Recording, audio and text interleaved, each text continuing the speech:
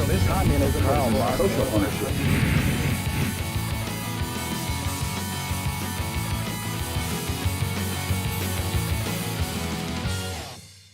Welcome to the video podcast of the Adam and Sheridan Show number 17. 17, because we did 12.5.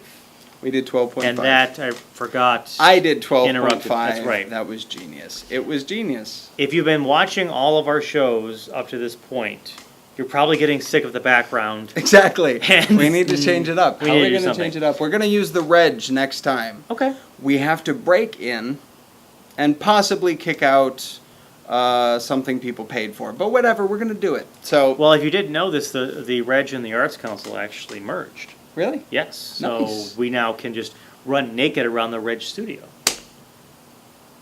I'm pretty sure that's true. We're famous. What up? So yeah.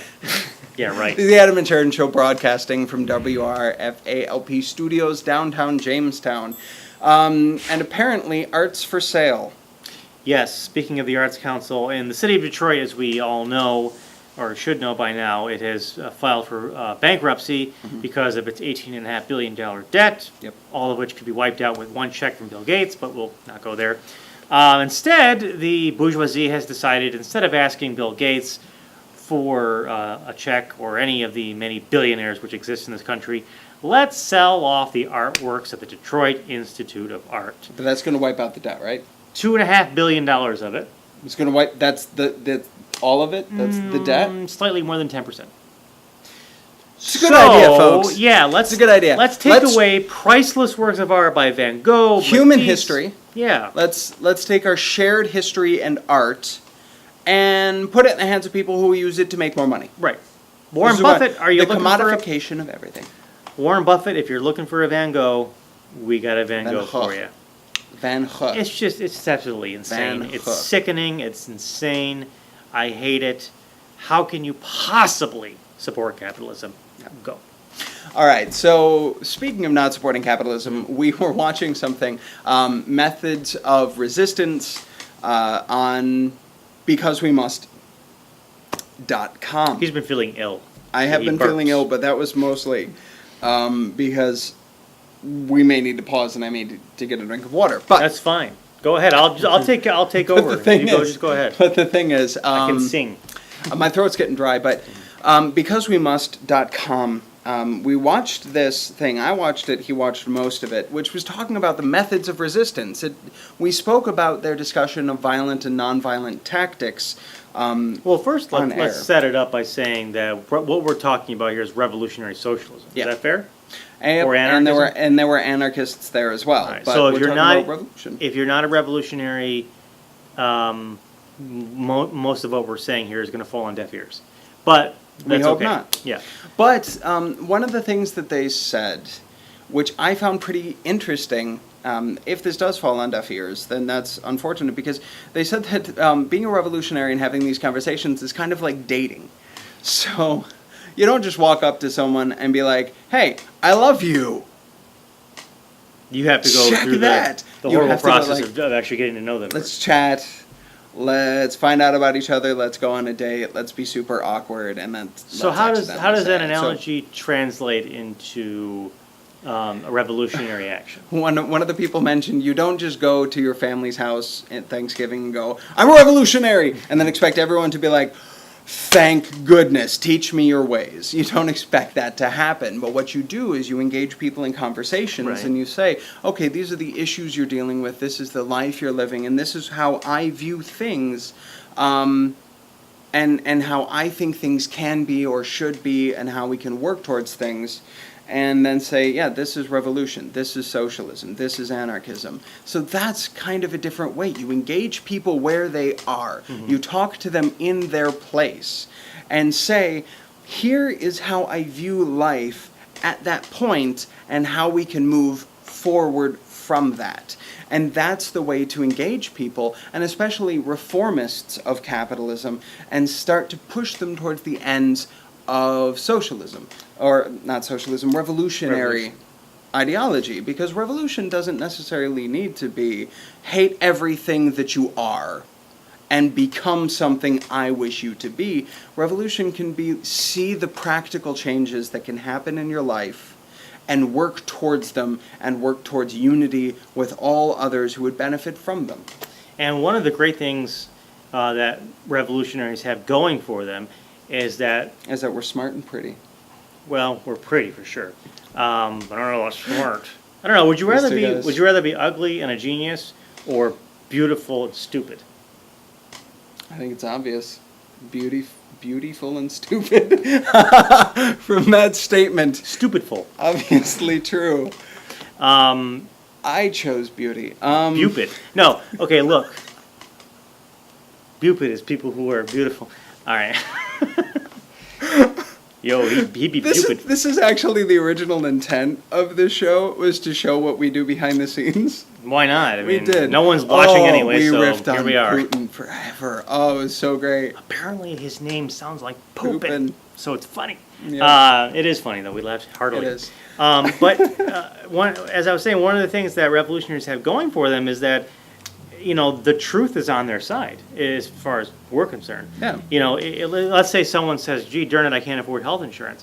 Well, we can then point out how everything under capitalism is commodified, including one's Life. one's One's own ability to live. biology. Yeah. You know, and is that fair? And then a capitalist could say in response to that, you know, Well, someone's got to pay for it. Exactly. Well, not really. We did away with that anyway. Right. So, I mean, name me one thing that cannot be blamed on capitalism. Katrina. Hurricane Katrina. How about the response? The You know, response was terrible. No, I'm joking. Yeah, I know, But but this is a fun game to play. Look at who was affected most by Katrina. The poor. Yep. The poor were the ones Absolutely. who were affected. They're the ones who were moved into the Superdome in New Orleans, not the rich. The rich were They're the ones who still haven't been able to rebuild. right. Yeah. So I mean, there's really nothing that, and I think that you need, like you said, meet them where they are. Yeah. And that's easy to do because we're in the same position, you know. And that's important, to be able to speak with people in that way and to engage people in that way. That's why most of our show covers topical issues, covers things that are going on right now. And maybe we have not met you where you are, but tell us where you are, what you Right. care about, what you're interested in, because we want to know, we want to talk to you, and we want to be able to have these discussions.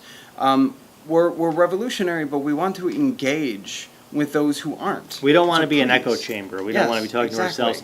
But, you know, and one of the main points that I've been trying to make for the past 3.5 years we've been doing this show is to point out the strong, not just circumstantial, but strong link between national and global news and one's personal life. Yep. I mean, we were just talking about Hurricane Katrina and how that national event relates to the most impoverished are the ones that suffer the most. So there is this, and we do this all day long, Yep. because a lot of times people don't see the link.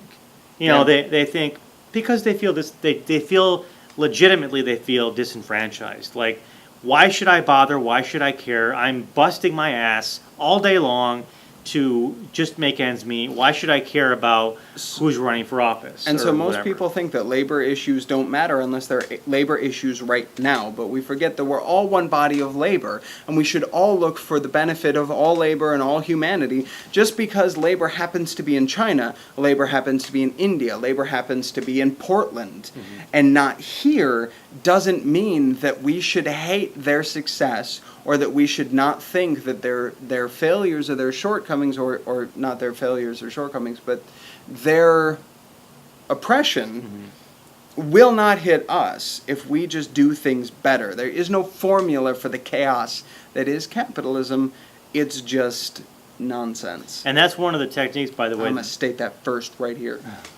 The trade unions, the leadership of the trade unions, they use competition between American labor and Chinese labor or Indian labor, whatever the case, as a means to divide the working class. And rather than threaten the working class. Yeah, rather than saying, let's unite with our brothers and sisters in China or India or wherever, it's let's try to compete with them to see who can work for the least amount of money. And the challenge is to not do that.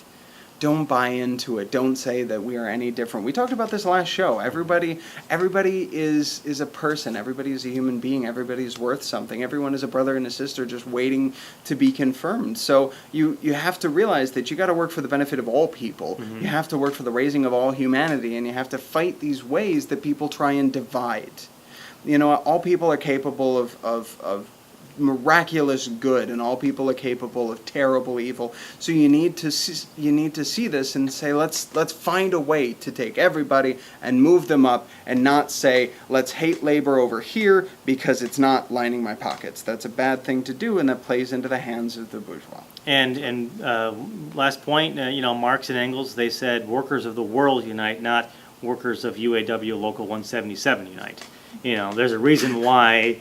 He said workers of the world. Yeah. Mm-hmm. All right, this has been the Adam and Sheridan Show YouTube video podcast. We hope you enjoyed it. Please leave a comment in the section below, or hit us up on Facebook. We are on there. Check us out on Twitter. Tweet at us, and Adam we and will Sheridan. tweet at you. Our radio show is on WRFALP 107.9 if you're in the Jamestown area. WRFALP.wordpress.com if you're on the internet, and then the SoundCloud, which I still haven't memorized to say. We have it here, though. Yeah, and I feel there's something else. Gmail, AdamandSheridanShow@gmail.com. By the way, I think we say this enough. We're on at Fridays at 6 p.m., brand new show, and then it re-airs Sunday morning at 11 a.m. So tune into those shows. And usually Monday, Tuesday of the following week, Jason Sample puts the SoundCloud audio up. So and check out some of the awesome shows. Oh yeah, we go WRFA way. have to. Yeah, Ronnie Wood, want to give a shout out. He's always been very supportive of us. He's got he's got 2 shows, I think, on WRFA. Ken Hartley, and then Jason Sample himself just launched a podcast about comic books, which we're definitely going to check out. Yep. Nice. So, Very good. him, Adam Elquist, and Nikki. So, All right. thank My you name is Adam Courtwright. My name is Sheridan. Stay active.